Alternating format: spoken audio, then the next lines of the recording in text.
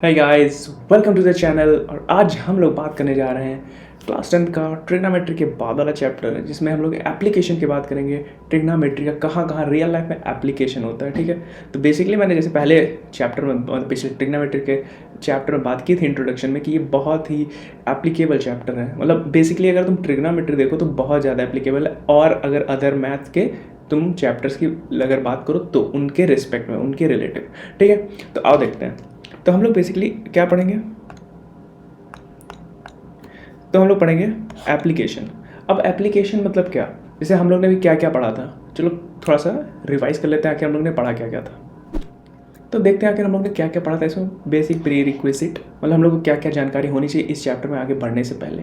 तो सबसे पहले हमें ट्रिग्नोमेट्रीज रेशियो सारे पता होने चाहिए। सारे मतलब सारे हमें पता है। साइन इक्वल्स टू क्या होता है, अगर ये परपेंडिकुलर है, ये हाइपोटेन्यूज है, ये बेस है, तो क्या हो जाएगा, साइन इक्वल्स टू साइन ए, यानी इस एंगल की हम लोग बात कर रहे हैं। तो perpendicular by hypotenuse, cos A equals to base by hypotenuse, tan equals to perpendicular by base, cosec hypotenuse by perpendicular, cos sec A hypotenuse by base, cot A base by perpendicular.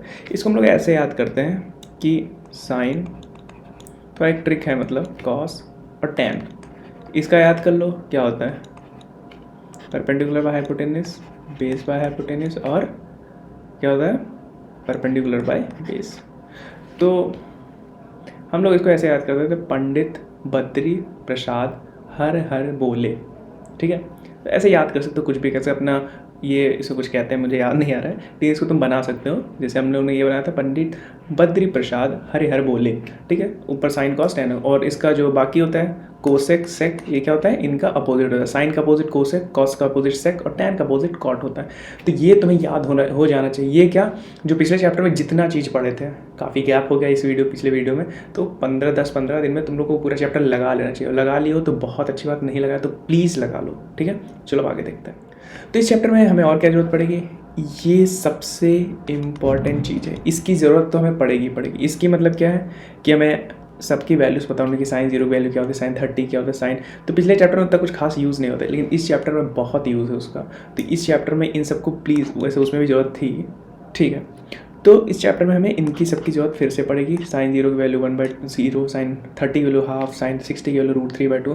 तो इन सबको फिर से एक बार revise कर लो, 2 minute pause करो, एक बार फिर से एक बार देख लो। वैसे याद हो जानी चाहिए, सारी वैल्यूज़ याद कर लो, ठीक है। अब हम लोग देखते हैं इस चैप्टर में है क्या। तो हम लोग देखेंगे इस चैप्टर में आखिर है क्या, मतलब किस चीज़ के बारे में हम लोग बात कर रहे हैं। तो इसमें हम लोग बेसिकली बात करेंगे दो टर्म्स की, एंगल ऑफ डिप्रेशन और एंगल ऑफ एलिवेशन। ये दो टर्म बहुत आएंगे इस चैप्टर में, इसी पे पूरा चैप्टर बेस्ड है, ठीक है। तो क्या होता है, सपोज करो एक बंदा यहाँ खड़ा है, ये बंदा खड़ा है, ठीक है, और यहाँ पे एक ड्राइवर बैठा हुआ गाड़ी मतलब पायलट बैठा हुआ है प्लेन में। तो अब अगर हमें पता करना है तो कैसे करेंगे, तो मतलब क्या क्या होता है यहाँ पे, टर्म क्या है। अगर तुम नीचे से, यानी अपने हॉरिजॉन्टल, इसका हॉरिजॉन्टल ये है, इसके हॉरिजॉन्टल से अगर तुम ऊपर उठ रहे हो, ठीक है, अपने मान लो तुम्हारा हॉरिजॉन्टल ये है, और तुम ऐसे करके अपने आंखें ऊपर उठा के देख रहे हो, तब जो ये एंगल बनेगा, ये होता है एंगल ऑफ एलिवेशन, ठीक है। एलिवेट, कितना एलिवेट हो रहा है तुम्हारा सर उस चीज़ को देखने के लिए, तो होता है एंगल ऑफ एलिवेशन। वहीं ये वाला एंगल क्या होता है, ये एंगल होता है कि तुम्हारी आंखें कितनी नीचे झुकी, कितना डिप्रिसिएट हुई नीचे की तरफ। यानी अगर तुम ऐसे देख रहे हो, ये तुम्हारा हॉरिजॉन्टल है, और तुम मान लो ऐसे करके नीचे देखा तुमने, तो ये एंगल जो होगा, इस एंगल को क्या कहेंगे हम लोग, एंगल ऑफ डिप्रेशन। कितना डिप्रेस हुआ नीचे, डिप्रेशन में मत जाना, वो वाला डिप्रेस नहीं, ठीक है। तो समझ में आया, मतलब कितना ऊपर उठे एंगल ऑफ एलिवेशन, कितना नीचे देख रहा है वो एंगल ऑफ डिप्रेशन, ठीक है। होप तुमको ये बहुत अच्छे से क्लियर हो गया होगा, कुछ खास है नहीं इसमें। सोचो एक बार पास में रखी कोई चीज़ देखो, एक बार क्या करो, अगर तुम्हारे आसपास कोई अलमीरा है तो उसका एक बार फुट देखो और एक बार टॉप देखो। तो तुम जब टॉप देखोगे तो तुम्हें एलिवेट करना पड़ेगा सर, जिसके उसको क्या कहेंगे, एंगल ऑफ एलिवेशन। और जब तुम फुट देखोगे तो तुम्हें सर नीचे करना पड़ेगा, तो उसे कहेंगे एंगल ऑफ डिप्रेशन, ठीक है। चलो आगे देखते हैं। इस चैप्टर में था कितना, यही तुम्हें जानना था, बाकी पूरा पहले वाले चैप्टर से ही सब कुछ होगा यहाँ पे। अब इसे क्या लिखा है, a tower stands vertically on a ground from a point on the ground which is 15 metre away from the foot of the tower, the angle of elevation of the top of the tower is found to be 60 degree. तो इसको हम लोग शुरू से बनाते चलेंगे। जैसे क्या है, पहले एक ग्राउंड बना लेते हैं। अब बोले एक वर्टिकल टावर है, अब टावर बनाएंगे तो उसको हम लोग स्ट्रेट लाइन से दिखा देते हैं। एक वर्टिकल टावर है from a point on the ground which is 15 metre away from the foot, यानी टावर का फुट ये है, तो इसके 15 मीटर दूर, यानी ये मान लेते हैं 15 मीटर दूर है, इस पॉइंट की बात कर रहा है। The angle of elevation of the top of the tower is found to be 60 degree. Elevation मतलब क्या, ऊपर, यानी अगर यहाँ कोई बंदा खड़ा है तो ऊपर देखा, इसका टॉप देखेगा तो उसका एंगल कितना मिलेगा, 60 डिग्री। ठीक है, 60 डिग्री मिलेगा, ये होगा हमारा 60 डिग्री। बात समझ में आ गई। अब देखो इसको, अब इसमें पूछा गया कि find the height of the tower. अब टावर की हाइट निकालने बोला गया। तो अब तुम्हें तो पता है ये क्या है, अब ये एक राइट एंगल ट्रायंगल बन गया, ये हाइपोटेनस हो गया, ये परपेंडिकुलर हो गया, ये बेस हो गया, सॉरी ये बेस हो गया। तो तुम्हें निकालना है ये परपेंडिकुलर और बेस का रिलेशन किस में होता है, टैन में होता है। क्या पढ़ा था, टैन, यहाँ पे मान लेते हैं ए एंगल, तो टैन ए इक्वल्स टू क्या हो जाएगा, परपेंडिकुलर बाय बेस। ठीक है, तो टैन 60 इक्वल्स टू परपेंडिकुलर क्या है हमें नहीं पता, वही है हाइट हमारी। ठीक है, बेस क्या है, 15 मीटर है। टैन 60 क्या होता है, √3, तो परपेंडिकुलर बाय ये 15 उधर चले जाएगा, तो पी इक्वल्स टू 15√3। ये हमारा आंसर हो जाएगा। आया बात में, समझ में, मतलब बात में नहीं, समझ में आया दिमाग में। ठीक है, देखो इसमें कुछ था नहीं, पहले हम लोग ने जो जो दिया हुआ था उसको हम लोग ने उतार दिया। अब देखा ये राइट एंगल ट्रायंगल बना है, और फिर तुमने पिछले चैप्टर में बहुत सारे क्वेश्चन सॉल्व किए होंगे जिसमें हमको परपेंडिकुलर दिया हुआ है तो बेस निकालना है, बेस दिया तो हाइपोटेनस निकालना है, ऐसा क्वेश्चन किया था ना। सेम क्वेश्चन कॉन्सेप्ट लगा है, पी निकाली, और पी क्या थी हमारी, पी थी टावर हाइट, या हाइट ऑफ टावर थी। ठीक है, चलो अगला क्वेश्चन देखते हैं।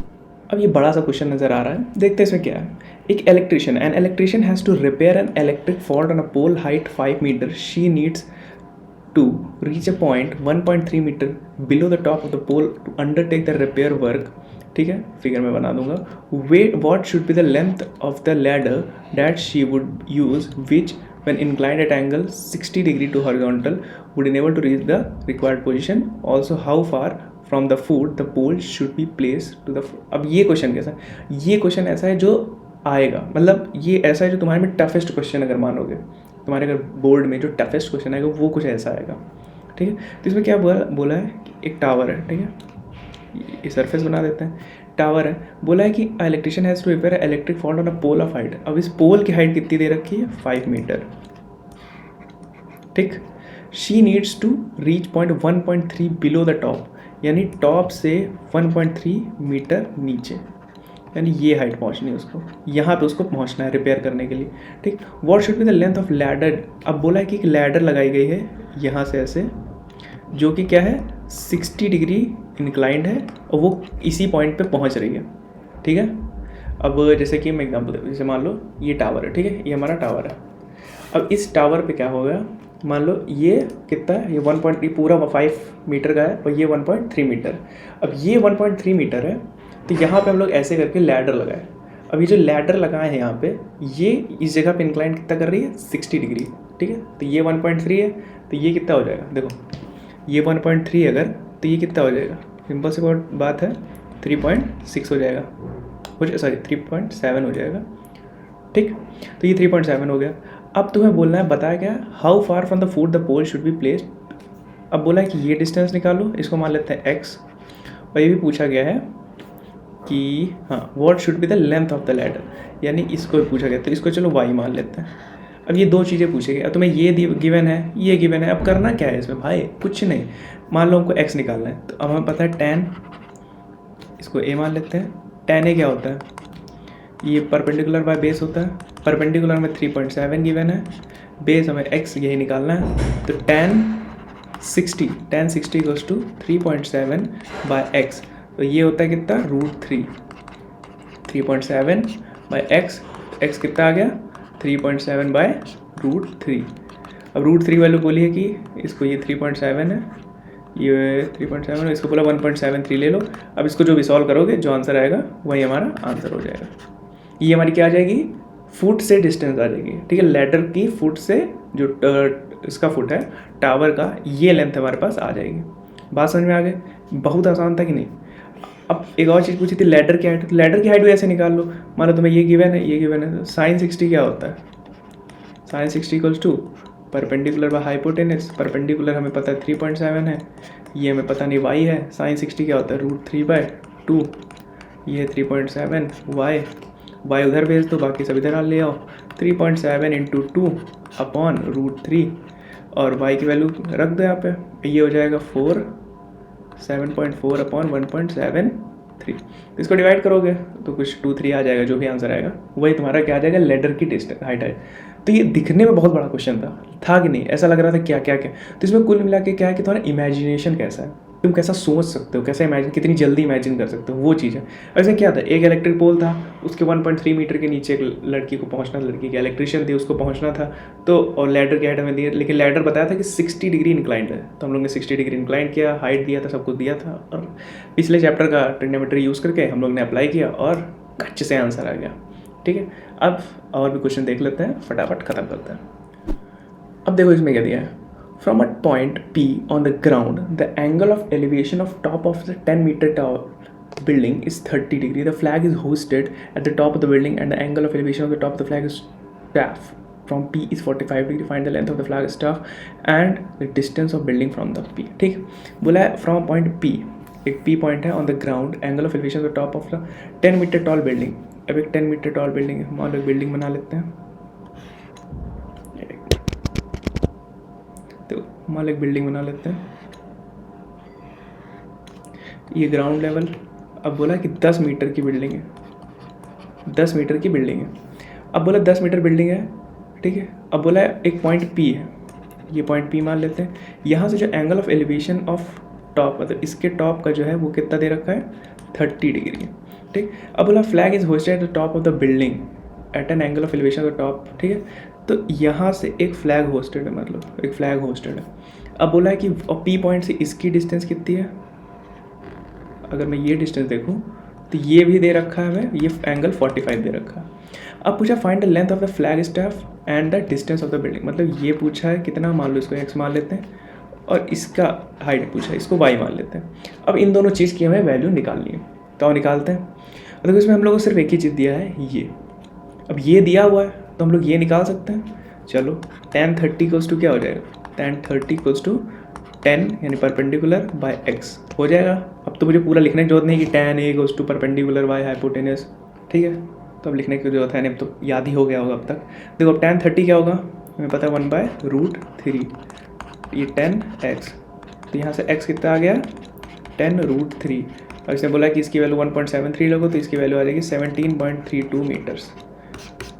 बात समझे, जो ये डिस्टेंस है कितना, x की वैल्यू आ गई 17.32 मीटर्स। गॉट इट, समझ में आ गया। अब देखो, अब तुम्हें ये पता है, अब ये निकालना है। तो अब देखो ये कैसे निकालेंगे, अब इस पूरी डिस्टेंस को फिर से हम लोग वही लगाते हैं फॉर्मूला, क्या, tan, इस बार 45 के लगाएंगे। यानी अगर मान लो ये P, ये A B C था, तो ये हम लोग लगाया था इन ट्राइंगल PBC। अब हम लोग लगाएंगे इन ट्राइंगल PAC। तो PAC में लगाओगे तो क्या हो जाएगा, tan 45 इक्वल्स टू, इसकी हाइट कितनी है, 10 प्लस y है कि नहीं है, ये 10 था, ये 10 मीटर है, प्लस ये y, ये दोनों में हाइट मिला लोगे तो 10 प्लस y होगा, अपॉन x, ये तो सेम ही रहेगा। तो tan 45 क्या होता है, 1 होता है, कोई दिक्कत नहीं है। 10 प्लस y, x कितना है, हमने 17.32 निकाला है। अब देखो इसको उधर भेज देंगे तो आ जाएगा 17.32 इक्वल्स टू 10 प्लस y। तो y एक तरफ रखो, 10 उधर भेज दोगे तो 10 इससे सब्ट्रैक्ट हो जाएगा, तो कितना 7.32 मीटर्स बचे। तो ये हमारा आंसर हो जाएगा। यानी फ्लैग की हाइट कितनी आ गई, 7.32 मीटर्स, और जो ग्राउंड डिस्टेंस अब P पॉइंट से वो आएगा 17.32। इस क्वेश्चन में कुछ था नहीं था, बस दिमाग लगाना कहाँ क्या है, एकदम बेसिक सवाल है इसमें पूरे चैप्टर में। तो इसको इत्मीनान से करो और समझो। 2-3 सवाल और देख लेते हैं, फिर आगे बढ़ते हैं। अब एक और क्वेश्चन है, द एंगल ऑफ डिप्रेशन, अब इसमें डिप्रेशन वाला सिस्टम आ गया, and the bottom top and the bottom of the top of the tall building from the top of multi-story building is this and this, respectively find the height of the multi-story building and the distance between it। अब बोला कि 2 building है, मान लेते हैं 2 building है, एक क्या है, एक नॉर्मल बिल्डिंग है, टॉल बिल्डिंग है, एक मल्टी स्टोरी बिल्डिंग है, ठीक है, मल्टी स्टोरी बिल्डिंग। अब देखो इसमें लिखा हुआ है मल्टी स्टोरी बिल्डिंग। अब बोला है कि angle of depression of top and the bottom, ठीक है।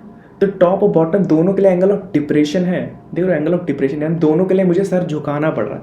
और ये कब पॉसिबल है, सपोज तो मल्टी स्टोरी बिल्डिंग को अगर तुम छोटा मान लेते हो तो तुम्हारा देखो टॉप के लिए तुम्हें एंगल एलिवेट करना पड़ेगा। तो अगर ऐसा होता है, तुम्हें दिया होता है angle of elevation of for top of the building is this and for bottom of the this. तो यहाँ पे दोनों के लिए क्या दे रखा है, यहाँ दोनों के लिए दे रखा है कि मल्टी स्टोरी बिल्डिंग पे खड़े हो और दोनों के लिए एंगल ऑफ डिप्रेशन, यानी दोनों के लिए तुम्हें झुकना पड़ रहा है, तो इसके लिए यहाँ देखोगे और इसके लिए यहाँ देखोगे, तो दोनों के लिए झुकना पड़ रहा है, एंगल ऑफ डिप्रेशन दिया है। तो ये सिंपल सी बात है, जो टॉल बिल्डिंग है उससे मल्टी स्टोरी बिल्डिंग बड़ी है, ठीक है। तो दोनों की क्या क्या दे रखा है, अगर टॉप का देखोगे, टॉप एंड द बॉटम, तो टॉप के लिए कितना दे रखा है, ये होता है हमारा एंगल ऑफ डिप्रेशन, तो ये दे रखा है 30 और ये दे रखा है हमें 45। बात समझ में आ गई। अब देखो क्या, find the height of the multi storey building, यानी मान लो तो इसके x मान लेते हैं, हमें ये निकालना है, साथ ही साथ ये y निकालना है, ठीक है, कोई दिक्कत नहीं। अब देखो अगर ये 45 है तो सिंपल सी बात है, सिंपल सी बात है, ये दोनों चीज़ पैरेलल है तो ये भी 45 होगा अल्टरनेट इंटीरियर एंगल से, हो गया बढ़िया, ठीक है, ये दोनों पता चल गया। अब आगे देखते हैं हम लोग क्या है। अब ये अगर 45 है तो यहाँ से तुम ध्यान से देखो, अगर ये ट्राइंगल मान लेते हैं ABC, तो इन ट्राइंगल ABC, तो अगर तुम tan लगाओ tan C, तो क्या हो जाएगा, x/y आएगा, क्योंकि इसके लिए इस एंगल के लिए परपेंडिकुलर है, ये बेस है, और tan C कितना है, tan C कितना है, tan 45, x = y, और tan 45 1 होता है, यानी x और y बराबर, x और y बराबर है। बहुत अच्छा, अब ये हमें मिल गया। अब ये भी दे रखा है कि ये जो है ये 8 मीटर हाइट है इसकी। अब इसकी अगर 8 मीटर है, बहुत बढ़िया। अब इससे हम लोग कैसे निकाल सकते हैं, देखो इसको कई तरीके से कर सकते हैं, लेकिन जो मैं अभी जो तरीका बताऊंगा वो देखो कैसे है। मान लो ये डिस्टेंस 8 है, तो इसको अगर हम यहाँ से मिला दें तो सिंपल सी बात है, ये दूरी भी 8 हो जाएगी, तो बची हुई दूरी कितनी, x - 8 मीटर होगी, ठीक है। तो अब अगर तुम इस ट्राइंगल में देखो, क्या ये वाला ट्राइंगल, तो हौच पौच हो रहा है, रुको थोड़ा सा साफ कर लेता हूँ। अभी तुम्हें 45 वाला क्लियर ही हो गया है, तो अब मैं खाली 30 वाला बताता हूँ। देखो मान लो ये था हमारा angle of elevation for this, ये 30 दे रखा था।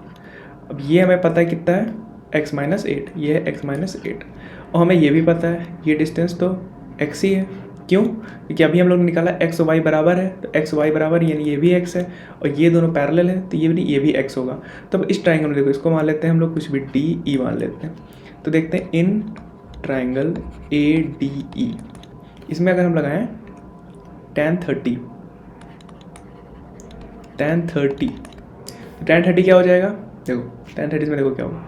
अब ये बेस है, देखो जिसके ऊपर लाई कर रहा हो तो वो बेस होता है, और जो सामने वाला होता है वो परपेंडिकुलर होता है। तो सामने कौन सा है, x - 8, तो ये x - 8 हो गया, और नीचे क्या है, नीचे हमारा बेस x है, बस हो गया, ये हो गया 1/√3 x - 8 अपॉन x उधर भेज दिए, ये हो गया √3x - 8, अब 8 उधर भेज देते हैं, तो ये हो गया √3 - 1x, तो x = 8/√3 - 1। अब इसको तुम चाहो तो सिंप्लीफाई कर सकते हो, मतलब फैक्टराइज करके ऊपर नीचे √3 ऐसे मल्टीप्लाई कर देते हैं। देखो कैसे, ऊपर √3 + 1 से मल्टीप्लाई कर दिए, और नीचे भी √3 + 1 से मल्टीप्लाई कर दिए, तो ये देखो ये a - b a + b यानी a² - b² बन जाएगा, ठीक है। a² यानी 3 - 1 यानी 2 बचेगा, ठीक है, डायरेक्ट लिख दे रहा हूँ, 2 बचेगा, तो 2 से 2 कट गया, 8 कट गया, तो आ जाएगा 4√3 + 1, ठीक है। तो ये आ जाएगा हमारा, यानी 4√3 + 1 मीटर जो है वो हाइट किसकी है, बिल्कुल हाइट है बिल्डिंग की, साथ ही साथ जो BC है यानी जो दोनों फुट डिफरेंस है वो भी उतना ही है। तो तुम्हें ये बात समझ में आई होगी, काफ़ी ठीक ठाक तरीके से मैंने समझा दिया। आई थिंक ये बात फिर से थोड़ा सा ट्राई कर लेते हैं। देखो इसमें हम लोग ने शुरू कहाँ से किया, तो सबसे पहले हम लोग ने बड़ा वाला ट्राइंगल लिया, यानी ये वाला ट्राइंगल था जिसका एंगल हमें 45 दिए रखा था। अब ये 45 है तो सिंपल से ये भी 45 होगा। अब ये 45 है तो हम लोग ने इस ट्राइंगल में लगाया, हम लोग ने ट्रिग्नोमेट्री का दिमाग, तो tan C = x = y करके x = y आ गया। अब हम लोग ने इस छोटे वाले ट्राइंगल में लगाया तो हमें ये मिल गया, और इसी से हमें आंसर मिल गया, ठीक है। हो सकता है कहीं कैलकुलेशन मिस्टेक अगर हो जाती तो उसको प्लीज़ इग्नोर करना, जस्ट अंडरस्टैंड द कॉन्सेप्ट, ठीक है। तो सवाल और देखते हैं, तो अब अगला क्वेश्चन देखते हैं। अब इस क्वेश्चन में क्या था, a straight highway leads to the foot of a tower, a man standing at the top of the tower observes a car at an angle of depression 30 degree which is approaching the foot of the tower with a uniform speed. 6 seconds later the angle of depression of the car is found to be 60. Find the time taken by the car to reach the foot of. अब देखो ये एकदम बढ़िया question. यहाँ तो मैं बहुत सारे कॉन्सेप्ट लगेंगे, यहाँ फिजिक्स भी लगेगी, ट्रिग्नोमेट्री भी लगेगी, सब कुछ लगेगा। तो आओ देखते हैं आखिर इसमें हाई का। इतनी ध्यान से सुनो, ये एक टावर है, ठीक है, ये एक टावर है जो कि इतनी हाइट पे है। उसकी हाइट दे रखी है, नहीं दे रखी, चलो कोई बात नहीं। अब यहाँ पे बंदा खड़ा है और इधर एक कार आ रही है। तो पहले इसने जब देखा ये कार जो यहाँ पे थी, अब जो देखा तो एंगल ऑफ डिप्रेशन कितना था, 30 डिग्री था। लेकिन वही 6 सेकंड बाद कार कुछ आगे बढ़ गई होगी, अब कार कुछ यहाँ पहुँच गई होगी, तो इस डिस्टेंस को हम लोग x मान लेते हैं। अब कितना है एंगल ऑफ डिप्रेशन, अब एंगल ऑफ डिप्रेशन है हमारा 60 डिग्री, ठीक है। अब हमारा एंगल ऑफ डिप्रेशन 60 डिग्री, इसको भी कुछ मान ही लेते हैं, चलो इस हाइट को h मान लेते हैं, ठीक। अब बोला है कि हमें स्पीड टाइम निकालना है कि जो find time taken to reach the foot of the tower of the point, यानी यहाँ से यहाँ तक पहुँचने का हमें टाइम निकालना है, ठीक है। निकालते हैं। तो पहले हम लोग यहाँ देखते हैं कि यहाँ से यहाँ तक कितना टाइम लिया, थोड़ा सोचो। बहुत ही मतलब बहुत ही अच्छा सवाल। अब तुम्हें ये चीज़ बता देता हूँ, अगर मान लो ये एंगल 30 है तो सिंपल सी बात है ये 30 होगा, ये 60 है तो ये 60 होगा, ठीक। अब हम लोग देखते हैं इसमें क्या कर सकते हैं। अब मान लो पूरी डिस्टेंस, चलो एक काम करते हैं, इसको x मान लेते हैं और पूरी डिस्टेंस को y मान लेते हैं। बहुत कुछ मानना पड़ रहा है इसमें हम लोग को। तो चलो एक काम करते हैं, पहले छोटा बड़ा वाला ट्रायंगल लेते हैं, यानी A B C D। तो पहले लेते हैं हम लोग ABC ट्रायंगल। अब ABC ट्रायंगल में अगर हम देखें तो tan, मान लो tan 30 इक्वल्स टू क्या आ जाएगा, हाइट यानी मतलब परपेंडिकुलर h है, बेस कितना है y, और tan 30 क्या होता है 1/√3। तो h बाय वाई, तो y और क्या आ गया, y हमारा कितना आ गया √3h। या एक काम करते हैं, रुको इसको h के टर्म में निकालते हैं। क्यों निकालेंगे भी देखते हैं। ये हो जाएगा h इक्वल्स टू y/√3। बात समझ में आ गई, ठीक है। अब आगे देखते हैं। अब हम लोग क्या करते हैं, दूसरे वाले में लगाते हैं, किसमें, जो छोटका वाला ट्रायंगल है। अब छोटके वाले ट्रायंगल में लगाएंगे ADC में, तो क्या होगा tan 60 equals to h by, नीचे क्या है, ये डिस्टेंस क्या है, t तो टाइम था पूरा, ये कितना है, इसको मान लेते हैं हम लोग। चलो इसको x मानने के बजाय इसको ही x मान लेते हैं, तो ये हो गया हमारा x। तो अब देखो यहाँ पे क्या है, tan 60 क्या है √3। h को अगर हम लोग चेंज कर लें यहाँ से, तो ये हो जाएगा y/√3x, ठीक है। इसको इधर भेज दिए तो ये हो जाएगा √3 × √3 3, तो y इक्वल्स टू 3x। कुछ समझ रहे हो, हाँ तो समझो क्या हो रहा है यहाँ पे। इतनी बात समझ में आ गई तुम्हें ना, कि हम लोगों ने क्या किया, पहले ये निकाला, फिर ये निकाला, फिर ये निकाला। अब देखो, अब तुम्हें एक चीज़ और दे रखी है कि जो ये डिस्टेंस है, ये डिस्टेंस कितनी है, जो पहले चला था यहाँ B से D तक, B से D तक चलने में डिस्टेंस कितनी होगी, y - x होगी। और इसको टाइम कितना लगा था, 6 सेकेंड, इसको 6 सेकेंड लगा था। अब एक काम करते हैं हम लोग, क्या करते हैं, एक काम करते हैं, अब हम लोग यहाँ से x की वैल्यू निकाल लेते हैं। x की वैल्यू कैसे निकालेंगे भाई, y इक्वल्स टू 3x दे रखा है, y की वैल्यू यहाँ पुट कर दो, तो ये हो जाएगा 3x - x equal to 6 second लगा उसको। तो 2x equals to 2x time में 6 सेकेंड लगा, तो x टाइम के लिए कितना लगेगा, 6/2, यानी x इक्वल्स टू 3 सेकेंड लगेगा। मतलब x इक्वल टू 3 नहीं है, यहाँ पे हम लोग ने यूनिटरी मेथड लगाया कि अगर y - x डिस्टेंस में 6 सेकेंड लग रहा है, तो सिंपल सी बात है y की जगह हम लोग 3 रख दिए, तो सिंपल बात है, यानी 2x डिस्टेंस के लिए 6 सेकंड लग रहा है, तो x डिस्टेंस के लिए 6/2 सेकंड लगेगा, यानी 3 सेकंड। तो 3 सेकंड यहाँ के लिए लगा और यहाँ के लिए तो 6 लग ही रहा था, तो टोटल टाइम कितना हुआ, टोटल टाइम कितना हुआ, 6 पहले ही चल चुका था, प्लस 3 और चला, यानी 9 सेकंड लगा। मुझे पता है थोड़ा बहुत बाउंसर गया ये सवाल, इसीलिए मैंने ये क्वेश्चन लिया था। अब देखो इसमें क्या है, हमको इसमें बहुत सारी चीज़ सोचनी पड़ेगी, अज्यूम करनी पड़ेगी। जैसे हमने हाइट अज्यूम किया, ठीक है, क्यों अज्यूम किया, नहीं भी करते कुछ भी, AC मान लेते, कुछ भी मान लेते। अब हम लोग ने यहाँ पे tan 30 लगा के पहले h को y के टर्म मिलाया, ठीक, फिर ADC में क्या कि y को x के टर्म मिलाया, फिर हमें पता है कि ये डिस्टेंस हमें गिवन है, तो ये गिवन है, तो यहाँ वैल्यू रख के हम लोग 3 सेकेंड निकाल लिया। अगर नहीं समझ में आया तो एक बार इसको फिर से रीट्राई, फिर से देखो और समझो कि क्या है, और बहुत ही अच्छा और इम्पॉर्टेंट सवाल है, ठीक है। तो इसी तरह हमारा चैप्टर ख़त्म होता है, ठीक है, बहुत अच्छी तरीके से खत्म हो। देखो इसमें हमने हर टाइप के, मैंने सोचे कि हर टाइप के टॉपिक मैंने क्लियर है, मतलब हर टाइप का क्वेश्चन करवा दिया मैंने। इसमें फ़िलहाल एक ही चीज़ ध्यान रखना है, तुम्हारा इमेजिनेशन जितना अच्छा होगा उतना ही अच्छा तुम्हें रिजल्ट मिलेगा, क्योंकि इसमें तुम्हें सब कुछ सोचना है कि क्या है क्या है। और मुझे तो बहुत बढ़िया आया था, तो मज़ा आ गया था इसको लगाने। मैंने तो इसको 2-4 बुक से लगाया था ये चैप्टर।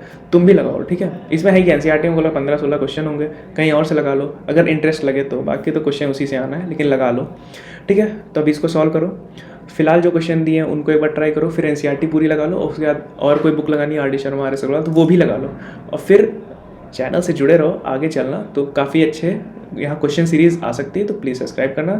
और तब तक के लिए goodbye and happy learning.